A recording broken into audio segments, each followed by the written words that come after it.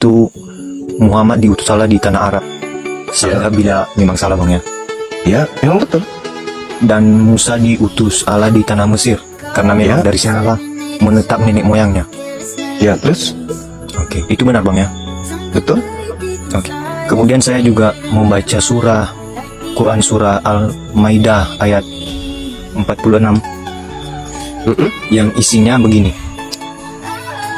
Kami menurunkan Isa putra Maryam untuk membenarkan kitab yang ada sebelumnya yaitu Taurat. Dan kami menurunkan Injil kepadanya yang isinya adalah petunjuk dan cahaya. Keduanya itu digunakan sebagai petunjuk dan pengajaran untuk umat bertakwa. Kemudian di Al-Maidah 68 dikatakan, Hai Muhammad, katakanlah kepada ahli Taurat, sesungguhnya engkau tidak akan dikatakan beragama kalau engkau tidak mengajarkan Taurat dan Injil. Terus? Bang? Jadi berdasarkan tadi tempat diutusnya dan menetapnya Nabi Muhammad yaitu di tanah Arab, dan sedangkan Musa yang menerima Taurat di tanah Mesir, bagaimanakah seorang Muhammad ini bisa dengan percaya diri mengatakan bahwa dia membawa Taurat gitu loh yang dititipkan kepada Nabi Musa, sedangkan tempat mereka jauh dan mereka tidak pernah bersama-sama, bahkan tidak mengenal satu sama lain. Dan tiba-tiba dengan datangnya Al-Quran, dalam Al-Quran diakui bahwa Muhammad telah mengenal Taurat, sedangkan dia belum pernah bersama-sama dengan Musa dan juga Isa. Itu bang, coba dijawab. Oke, baik. Sederhana lah. Kalau berbicara dengan narasi seperti itu, Paulus membawa Taurat. Di dalam Efesus 2:15 dia bawa Taurat. Sedangkan jaraknya dengan Nabi Musa 1400 tahun silam. Anda bisa jawab kenapa kemudian Paulus ngaku-ngaku membawa Taurat padahal dia tidak pernah dapat wahyu dari Tuhan. Nah, kemudian Al-Quran menjelaskan, A'udzubillahi minasyaitonirrajim, wa min qablihi kitabu Musa imama wa rahmah wa hadza kitabu musaddiqul lisanan arabiyyah. Dan sebelum Al-Quran itu telah ada kitab Musa sebagai petunjuk dan rahmat sebelum Al-Quran. Dan Al-Quran ini adalah kitab yang membenarkan Taurat tersebut dalam bahasa Arab untuk memberi peringatan kepada orang-orang yang zalim dan memberi kabar gembira kepada orang-orang yang berbuat baik. Jadi Allah yang pernah berfirman kepada Nabi Musa kembali berfirman kepada Nabi Muhammad, dan bagian daripada kisi penyampaiannya itu adalah cakupan Taurat. Allah sampaikan itu kepada Nabi Muhammad dengan menggunakan lisanan Arabiyyah, perkataan dalam bahasa Arab, menggunakan bahasa Arab. Kemudian ketika saudara membawa data di dalam Al-Quran surah Al-Maidah ayat 46, wa qaffayna ala atharihim bi Isa bin Maryam musaddiqan lima baina yadayhi minat Taurat wa atainahul Injil bihi hudaw wa nur. Memang betul. Jadi ketika Nabi Musa kemudian datang kepada Bani Israel, Nabi Musa membawa Taurat. Taurat itu datang untuk kemudian sebagai petunjuk dan pengajaran orang-orang yang bertakwa pada masanya, kaumnya. Petunjuk bagi Bani Israel, kaumnya Nabi Musa. Lalu datang Injil. Injil juga datang kepada Bani Israel melalui lisan Nabi Isa alaihissalam juga kepada Bani Israel, kaumnya. Lalu kemudian dikatakan wa musaddiqan lima baina yadayhi minat Taurat wa mau'idatan lil muttaqin, bahwa Taurat ini diberikan sebagai petunjuk kepada orang-orang bertakwa. Permasalahannya sekarang, Taurat itu mana?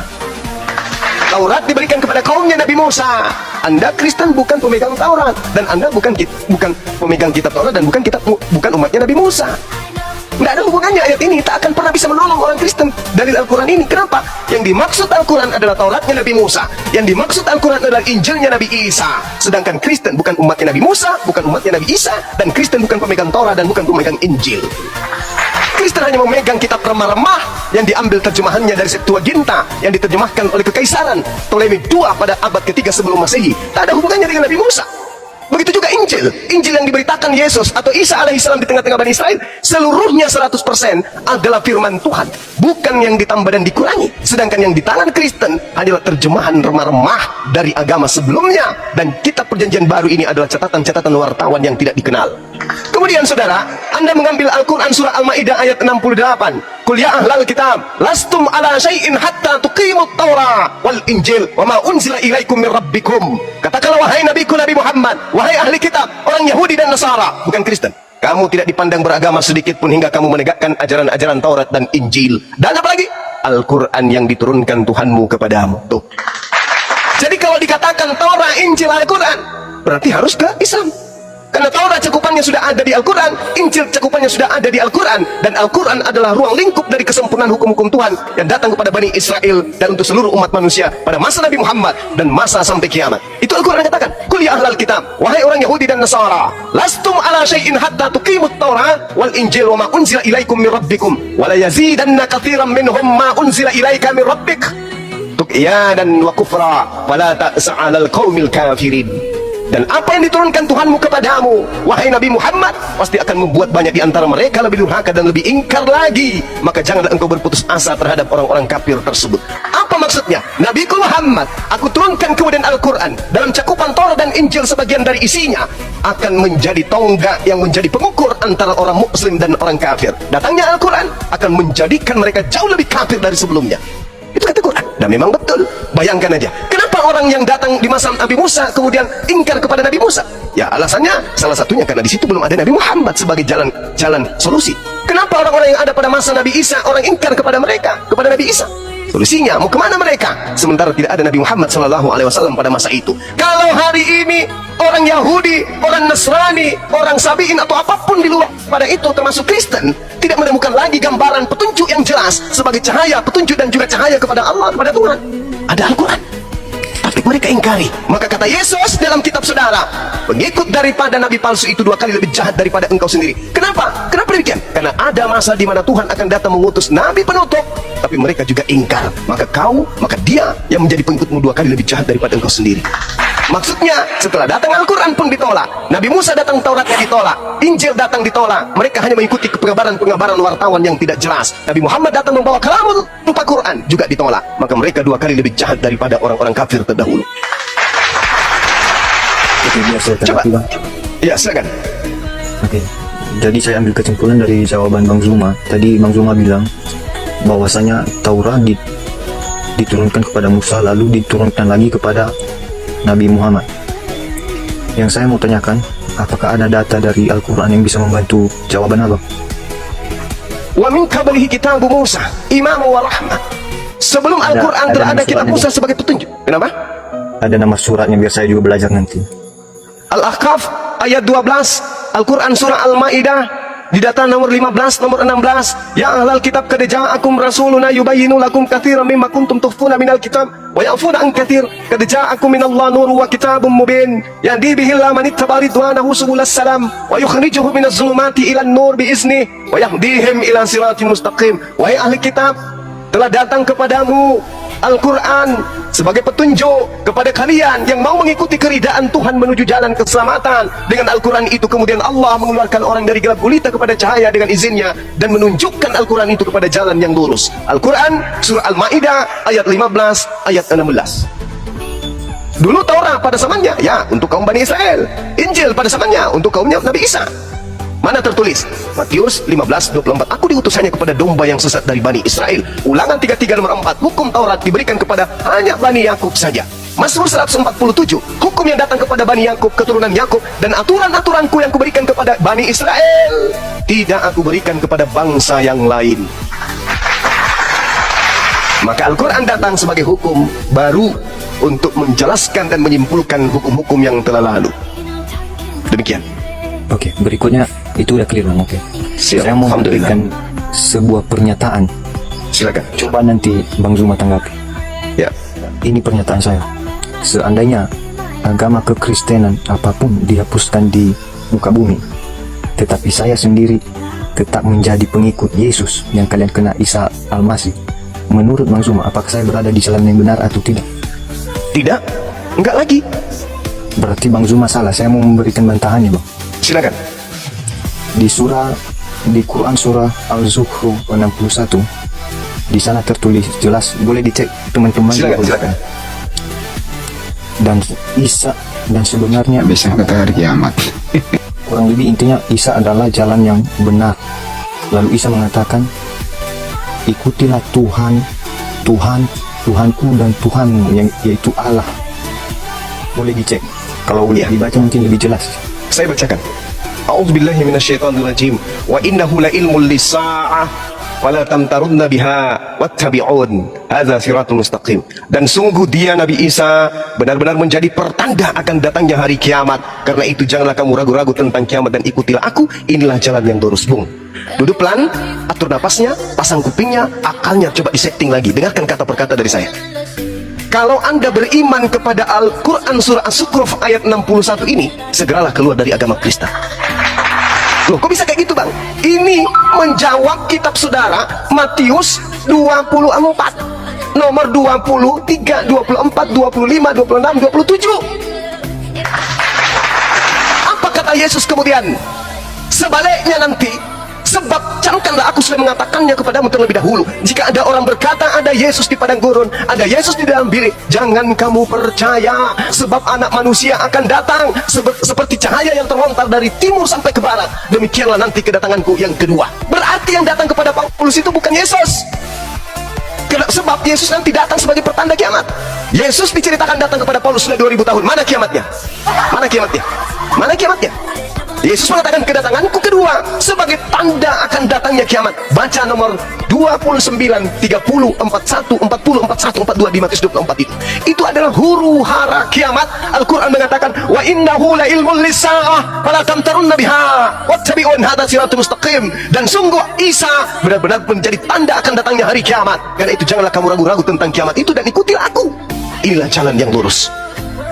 Jadi maksudnya apa dalil ini? Ketika Nabi Isa sudah datang, maka itu adalah detik-detik kiamat. Ternyata di Bible juga Yesus mengaku demikian. Jadi kalau ada orang berkata bertemu dengan aku, jangan kau percaya, Cahayu, jangan. Karena kalau aku datang kedua kalinya, itu berarti hidupmu di bumi sudah akan berakhir. Jangan kau lagi menghayalkan yang lain. Sebab anak manusia akan datang bersama dengan malaikat di awan, seperti cahaya yang terlontar dari timur sampai ke barat. Demikianlah kedatangan anak manusia kelak. Al-Quran menganulir itu. Wa innahu la ilmul lis-sa'ah fala tamtarunna biha wattabi'un hadza siratul mustaqim. Maksudnya ikuti Al-Quran. Inilah jalan yang lurus itu. Apa? Bahwa Nabi Isa belum datang, Yesus belum datang. Yang datang kepada Paulus itu palsu. Yesusnya nanti datang di akhir zaman. Nabi Isa nanti datang di akhir zaman. Kalau Anda tidak percaya kepada Quran, maka minimal percaya kepada Matius 24 nomor 27. Oke, nomor 30. Silakan. Maka apa kata? Apakah inilah jalan yang lurus itu? Jalan yang lurusnya apa? Mengimani bahwa Yesus nanti datang kedua kalinya di akhir zaman. Bukan mengimani bahwa yang datang kepada Paulus, yang datang kepada Ananias, yang datang kepada para murtadin sebagai Yesus. Bukan itu yang diimani. Tapi yang diimani adalah jalan lurusnya, yaitu Isa Yesus datang nanti di akhir zaman, detik-detik menjelang kiamat. Itu baru iman yang betul. Oke, Bang. Silakan. Itu di surah, karena ini masih ayat sebelumnya masih abang ragukan. Saya Silakan. memberikan satu ayat lagi. Silakan. Surah Maryam ayat 36. Oke. Di situ jelas. Silakan. Isa mengatakan, akulah jalan yang benar. Di dalam Al-Quran ini, akulah jalan yang benar. Sembahlah Tuhanku dan Tuhanmu, maka itulah jalan yang lurus. Sekali lagi saya katakan, kalau Anda percaya dengan surah Maryam ayat 36, tinggalkan agama Kristen. Tinggalkan. Wa inna Allaha rabbi wa rabbukum fa'budu. Wahai Maria, jangan kau sentuh aku, tapi pergilah kepada Tuhan, kepada saudara-saudaraku. Katakan kepada mereka, aku akan pergi kepada Tuhanku dan Tuhanmu. Wa inna Allaha rabbi wa rabbukum fa'budu. Berdasarkan Bible, berdasarkan pengakuan Yesus, berdasarkan Al-Quran yang datang kemudian dan Anda baca terjemahannya, ternyata Yesus bertuhan dan Tuhannya adalah Allah Azza wa Jalla. Apa kata Quran? Hadza siratul mustaqim. Gak ada dalilnya sembah Tuhan Yesus. Itu ajaran iblis itu. Yesus yang mau disembah di sini adalah Tuhan, adalah makhluk yang datang kepada Paulus. Yesus datang penginjilan selama 3 tahun. Dia mengajarkan apa? Sembahlah kepada Tuhan yang ada di langit. Hidup kekal diterima dengan apa? Yohanes 17:3. Mengenal Tuhannya Yesus satu-satunya Tuhan. Yesus dikenal sebagai apa? Utusan Tuhan. Jadi kalau hari ini Kristen mengatakan sembahlah Yesus, silakan. Memang ada Yesus yang minta disembah. Yang mana itu? Yang datang kepada Paulus itu adalah Yesus lain. Kalau Yesus yang asli baca Yohanes 4. Yesus yang asli mengatakan apa? Di Yohanes 4 nomor 22. Yesus yang asli berkata apa? Aku Yesus menyembah Tuhan yang aku kenal. Itu siapa? Yesus asli itu. Ini yang berkata di dalam Al-Quran. Nabi Isa berkata, wa inna Allaha rabbi wa rabbukum fa'budu. Itu kata Nabi Isa. Yesus aslinya berkata, Yohanes 4:22, aku menyembah Tuhan aku kenal. Kalian menyembah Tuhan yang tidak kalian kenal. Jadi di sini Nabi Isa mengatakan, sembahlah Allah, Tuhanku, Tuhanmu. Kenapa kalian sembah Yesus, Cahayu? Iya, Jadi benar. kalau Anda percaya kepada surah Maryam, percaya kepada Al-Quran intinya, maka tinggalkan agama Kristen. Karena agama Kristen menghantarkan Anda kemudian menyembah kepada makhluk halus yang datang kepada Paulus, yang konon mengklaim namanya adalah Yesus, sedangkan dia bukan manusia. Kata Paulus, Galatia 1:12, aku menerima Injil 13 bukuku ini bukan dari manusia, tetapi makhluk yang mengaku Yesus Al-Masih, Yesus Kristus. Kristus itu Al-Masih atau Mesias. Sedangkan iblis, menurut tradisi Quran Islam, iblis juga ada yang disebut Dajjal, Dajjal Al-Masih, Dajjal Mesias. Dan datang kepada Paulus, itu adalah Mesias. Kata Yesus dalam Matius 24, nomor 4, nomor 5, akan datang Dajjal mengaku Mesias, membawa-bawa nama Yesus. Betul? Dan akan menyesatkan banyak orang. Alhasil, miliaran orang Kristen terperdaya dengan makhluk yang datang kepada Paulus mengaku Al-Masih. Sadari itu. Sadari sebelum Anda masuk ke dalam liang lahat. Demikian. Oh, iya, itulah yang saya jadikan pernyataan saya tadi, Bang. Dan Ya, silakan. berdasarkan ayat tersebut, kan dikatakan di sana, coba dengar dulu ya. Ya. Dikatakan, Isa mengatakan, akulah jalan yang benar, sembahlah Tuhanku dan Tuhanmu, yaitu Allah. Terus kenapa nyembah Yesus? Sebentar dulu, Bang, itu di luar. Yang mau saya tanyakan, bila seandainya kekristenan dihapus dari muka bumi, dan saya hanya mengikuti sampai Isa, menurut Bang Zuma, saya berada di jalan yang benar atau tidak? Karena menurut saya, sudah jelas dikatakan di ayat itu, saya berada di jalan yang benar. Tidak, Bang. Ini ucapan Yesus ketika datang kepada Bani Israel. Anda bukan Bani Israel. Ini ucapan dia ketika datang ke tengah-tengah Bani Israel. Kan sudah kuceritakan tadi, Yohanes 4 nomor 22. Yesus sedang berbicara kepada siapa? Orang Indonesia atau kepada Bani Israel? Bani Israel. Ini pun demikian. Isa berbicara kepada kaumnya Bani Israel. Wa isqala Isa bin Maryam, ya Bani Israel, wahai Bani Israel, inni rasulullahi ilaikum, sesungguhnya aku ini adalah utusan Allah untuk kalian Bani Israel. Matius 14 nomor 24. Matius 10 nomor 5 nomor 6. Yesus berpesan kepada ke-12 muridnya agar jangan ke bangsa Indonesia, agar jangan ke bangsa Belanda, agar jangan ke bangsa Romawi, tapi pergilah kepada dombaku yang hilang dari umat Israel. Anda umat Israel? Bukan. Makanya Yesus dalam Matius 7 nomor 22, bukankah kami telah bernubuat pakai namamu Yesus, bermujizat pakai namamu Yesus, mengusir setan pakai namamu Yesus? Apa kata Yesus? Lenyahlah daripada aku, paman, aku tidak mengenal engkau, engkau adalah pembuat kejahatan. Nggak malu digituin, nggak malu. Sudah jago-jagoan depan manusia, Yesus Tuhanku, Yesus, kami orang Kristen, kami anak-anak Yesus, tapi diusir endingnya, nggak malu dong. Kalau Anda menggunakan akal, pasti malu. Kalau menggunakan hanya percaya iman dogma doktrin, maka Anda tidak akan malu. Kenapa? Karena ada Yesus palsu di dalam diri Anda yang senantiasa mengajak Anda untuk menemani dirinya masuk ke dalam api neraka yang menyala-nyala. Ayo, Oke. silakan. Pertanyaan yang terakhir, Bang. Silakan, Bung. Apakah Bang Zuma setuju Nabi Isa adalah Nabi yang paling tinggi? Nabi yang paling tinggi. Nabi yang paling tinggi yang lain. di antara Nabi yang lain. Kalau Anda berbicara mengenai Nabi Isa alaihissalam, Al-Quran menceritakan bagaimana beliau kemudian menarasikan di dalam penginjilan ke tengah-tengah Bani Israel bahwa akan datang Nabi setelahnya, yaitu baginda Rasulullah Muhammad SAW. Itu diterangkan di dalam Al-Quran surah As-Saff yang akan saya bacakan kepada saudara. Tadi saya sudah bacakan sebenarnya. Dia mengatakan begini, wa isqala Isa bin Maryam, ya Bani Israel, inni rasulullahi ilaikum musaddiqan lima baina yadayhi minat Torah ilayya minat Torah wa mubashiran bi rasuli ya'ti min ba'di ismuhu Muhammad. Nabi Muhammad diberitakan oleh Nabi Isa alaihissalam. Makanya kami tidak beriman kepada Injil yang kalian gunakan, Bible yang kalian gunakan itu sebagai Injil. Kenapa? Karena di situ tidak ada nama Nabi kami. Sedangkan di Al-Quran Nabi Isa berbicara tentang Nabi Muhammad. Minat Torah wa mubashiran bi rasuli ya'ti min ba'di ismuhu Ahmad, dan aku memberitakan kabar gembira akan datangnya penghibur. Kabar gembira itu adanya hiburan. Yesus berkata di dalam kitab Yohanes 16, Yohanes 14, aku akan minta kepada Bapa agar Bapa mengutus seorang penghibur, pembawa kabar gembira, yaitu Ahmad, baginda Rasulullah Muhammad sallallahu alaihi wasallam. Lalu Nabi Isa mengatakan apa? Ketika Nabi setelahku itu bernama Nabi Muhammad datang kepada mereka dengan bukti-bukti yang nyata, mereka justru mengatakan ini adalah sihir yang nyata. Itu, Bung.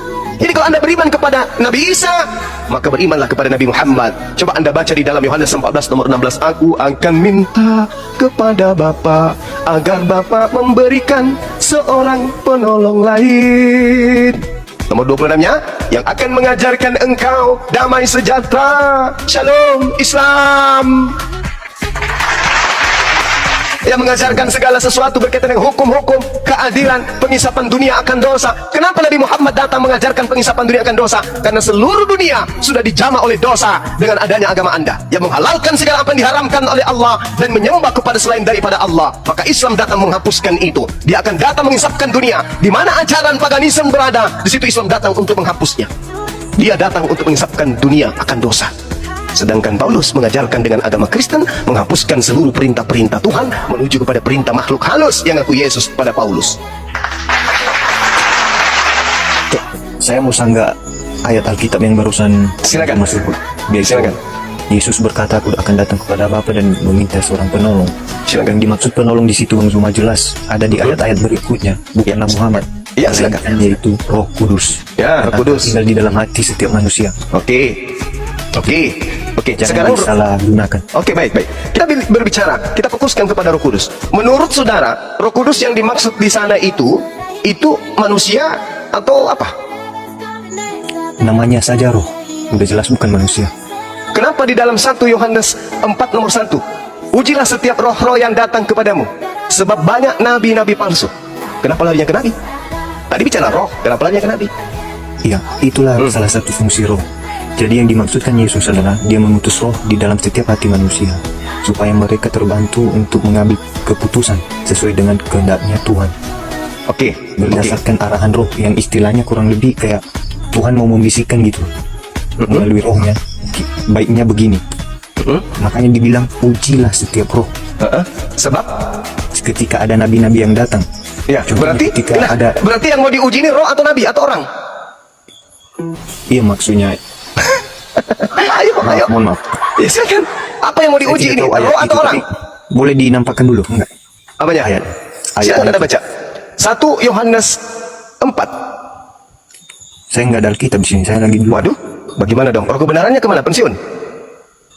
Tapi kalau bukan roh kebenaran itu membimbing tadi Anda mengatakan roh kebenaran, Roh Kudus akan membimbing Anda pada setiap betul. kebenaran. Nah, Roh Kudusnya Anda kok kenapa nggak berfungsi? Kok minta bebal? Bukankah Roh Kudus itu adalah Tuhan yang menghantarkan Anda kemudian memahami kebenaran? Kok sekarang minta bebal? Tuhan mati lampu di dalam. Jadi yang dimaksud menemani kamu selama-lamanya itu adalah ajaran Roh Kudus. Ya. Ajaran Roh Kudus kan? Yang menemani selama-lamanya itu. Tapi Roh Kudus. Kok Roh Kudus? Kenapa masih ada pendeta berzina? Jangan dicampur aduk. Oke, sekarang kenapa ada pendeta berzina? Jangan Mana bahas Roh Kudusnya? masalah. Roh Kudus menemani kalian kan? Betul? Mohon maaf sebelumnya disclaimer dulu. Ini kan barusan Bang Zuma kenapa ada pendeta berzina. Yes. Saya mau bertanya balik. Kenapa begitu banyak berita tentang pesantren yang karena Roh Kudusnya di dalam Al-Quran. Roh Kudusnya makanya saya tanya. Membahas agama. Sekarang saya bertanya begitu kan ada tujuannya. Anda mengatakan kita sama-sama diskusi baik saja. Anda mengatakan Roh Kudus itu masuk ke setiap orang percaya di Kristen, betul? Betul, di dalam hatinya menetaplah. Nah, kenapa ada pendeta memperkosa? Sama halnya seperti ulama juga yang jangan kau sama-samakan. yang memperkosa santri. Oke, sekarang saya tanya samamu. Roh Kudus di Islam itu masuk ke setiap Islam atau gimana? Apakah Anda meminta Roh Kudus? Bahlul juga ini ternyata. Di Kristen itu Roh Kudus itu datang ke setiap orang Kristen. Di Islam gimana sih? Apa Anda meminta Roh Kudus? Saudara. Emang di Kristen itu ada Roh Kudus? Di hati manusia ada Roh Kudus. Saya tanya dulu, emang di Kristen itu ada Roh Kudus? Kristen adalah agama. Dan enggak. Kamu dapat kata Roh Kudus itu, Roh Kudus itu dari mana? Dari dalam Alkitab. Di mana di Alkitab ada kata Roh Kudus? Sekian lamanya saya membaca Alkitab, jadi pembaca Alkitab tentunya saya tahu. Tetapi kalau ayatnya saya tidak hafal betul. Oke. Tapi kalau kamu membaca kitab itu, kitab yang berbahasa Indonesia atau yang berbahasa Yunani? Yang berbahasa Indonesia. Di dalam bahasa Yunaninya ada nggak Roh Kudus? Saya belum pernah membaca bahasa. Makanya kena kau. Makanya kalau jadi Kristen itu jangan sok tahu. Di agama Kristen itu nanti mengenal kata Roh Kudus setelah kitabnya diterjemahkan dalam bahasa Indonesia. Kata Roh Kudus itu diambil dari Al-Quran. Tidak ada di Bible Yunani kata Roh Kudus. Camkan itu baik-baik. Camkan itu. Saya mau bantah. Mohon maaf sebentar. Silakan. Mohon maaf sebentar. Anda baru silakan. Nggak usah minta maaf. Kamu sudah salah dari lahir. Nggak usah. Silakan. Anda barusan mengatakan Roh Kudus diambil dari dalam Al-Quran. Al-Quran. Yes. Sedangkan Alkitab sudah ada 600 tahun lebih dulu. bahlul. Bagaimana Anda mengatakan itu? Jangan bahlul.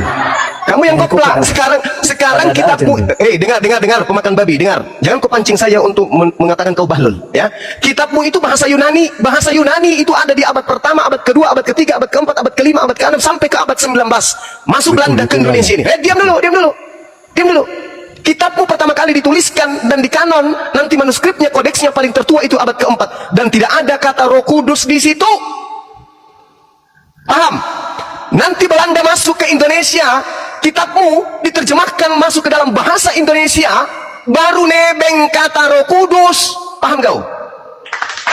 Kapan Belanda masuk menjajah di Nusantara ini? Abad keberapa? Tahun berapa? Tahun 1662. Paham kau? Saya tidak Sabar dulu. Sabar. Sebelum kitabmu masuk dibawa Belanda di Indonesia, belum ada kata Roh Kudus di dalam. Paham? Sedangkan Al-Quran, Kul nazzalahu ruhul kudus, itu sudah ada di abad ke-7. Kitabnya Kristen, nanti ada Roh Kudus tertulis di nanti di tahun 1600. Oke? Berarti Al-Quran lebih dulu menggunakan kata Roh Kudus, abad ke-7. Berapa selisih tahunnya itu? 900 tahun lebih dulu Islam menggunakan kata Roh Kudus, nanti masuk Belanda di Indonesia, baru menggunakan Kristen itu kata Roh Kudus, itu pun dalam bahasa terjemahan kitab mereka. Orang Belanda tidak mengenal Roh Kudus, paham kau? Orang Yunani tidak mengenal Roh Kudus, orang Romawi tidak mengenal Roh Kudus. Di luar Indonesia tidak ada orang Kristen mengenal Roh Kudus. Paham? Di Indonesia ini saja, karena kitab penjajah diterjemahkan ke dalam bahasa Indonesia, baru mereka mencuri kata Roh Kudus dari Al-Quran. Paham sampai sini? Paham? Jadi jangan sosok ngajarin saya tentang Roh Kudus. Silakan. ada satu ayat dari Al-Quran yang mengatakan Roh Kudus. Coba berikan contoh. Al-Quran surah An-Nahl ayat 100 berapa itu, teman-teman? 102. 102 Al-Nahl ya. Ya, mudah-mudahan saya tidak keliru. Teman-teman Nanti ingat saya gak? cek juga. Jangan nanti, sekarang aja. Ngapain nanti? Saya punya hanya satu HP. Ya, makanya kalau Betul, gitu bro, 102. ada ya. Masya Allah. Al-Quran mengatakan Kul nazzalahu Roh Kudus. Tunjukkan bahasa Yunani. Di dalam kitabmu tertulis Pneuma Hagios. Pneuma Hagios itu artinya apa? Hantu murni. Tepuk tangan penonton. Hantu murni dirubah menjadi Roh Kudus, nggak nyambung. Kalau orang Anda, pendahulu-pendahulu Anda jujur menerjemahkan Bible ke bahasa Nusantara kita, maka yang ditulis di situ bukan Roh Kudus, tetapi hantu murni. Sesuatu harusnya kau mengatakan pada diri Kristen itu terdapat hantu yang murni. Nah, itu baru betul. Karena memang kalian ini bukan pengikutnya Yesus. Kalian ini pengikut hantu yang datang kepada Paulus. Akulah Yesus yang kau aniaya. Tidak ada jasad, cuma suara. Apa namanya? Tidak ada jasad, hanya suara. Apa namanya? Hantu. Baca. Kenapa saya mengatakan di dalam kitabmu dikatakan hantu yang murni? Baca Lukas 24 nomor 37. Murid-murid Yesus kaget dan ketakutan sebab mengira melihat pneuma. Pneuma yang mereka kira lihat Yesus itu, mereka mengira melihat pneuma. Apa arti pneuma? Hantu. Berarti pneuma hagios artinya hantu yang murni. Jangan bang. Kalau Anda ingin belajar Islam, saya layani. Tapi kalau Anda ngeyel, ya, guru ketika menginginkan murid-muridnya itu tersadarkan, terkadang guru menggunakan cambuk untuk menghantam betis muridnya agar muridnya itu jerah, agar belajar dengan rajin. Silakan, saya tidak mematahkan semangat Anda untuk belajar. Saya Bang Suma senantiasa punya niatan untuk membimbing siapapun, baik Islam awam untuk mengerti tentang Bible, begitu juga orang Kristen yang selama ini buta taklid terhadap agamanya sendiri, yang tidak mengerti Bible, cuma ikut-ikutan joget di gereja, tapi tidak mengerti isi Bible yang sesungguhnya. Mereka yang sama seperti itu, bawa ke sini, dia tak ajarin. Saya tidak akan membengkokkan isi Bible. Justru saya meluruskan apa yang kalian bengkokkan. Yang tadinya hantu murni, hantu suci, kalian bengkokkan menjadi roh suci. Padahal di Bible sendiri pneuma itu diartikan dengan terjemahan hantu. Baca Lukas 24 nomor 37, itu bukti akurat.